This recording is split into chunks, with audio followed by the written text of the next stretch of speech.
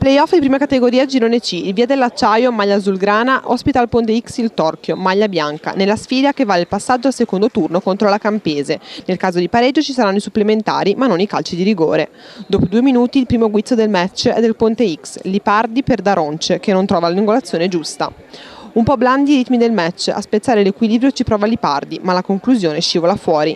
24esimo, fa tutto da solo Daronce che si porta in area, serve poi Ghiglino che ci prova ma trova il muro avversario, nulla da fare anche per il secondo tentativo di Lipardi. Primo calcio d'angolo del match al 26esimo e prima grande occasione per il Via dell'Acciaio, Flori dalla bandierina, Beccaris in area a testare i riflessi di Di Moro che risponde distinto e sventa il pericolo. Risponde nell'immediato il Ponte X e lo fa ancora con Daronce, è la sua partita, crea occasioni e al 28esimo trova anche il gol facendo esplodere la gioia dei suoi. Con il Ponte X in vantaggio si passa al secondo tempo, le immagini e il montaggio a cura di Simone Maggi. Brivido azulgrana dopo 5 minuti, cross rasoterra dalla sinistra, a botta sicura Beccaris, miracolo della difesa del Pontex.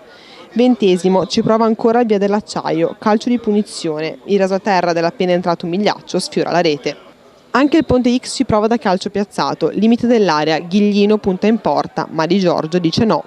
Arrivata al 33esimo succede di tutto, prima il bel passaggio di Stradi per Vargiu che punta troppo in alto, poi Collina d'Imperia che assegna un calcio di rigore a favore del Pontex, dal dischetto Ghiglino non sbaglia e trova il raddoppio che chiude i giochi.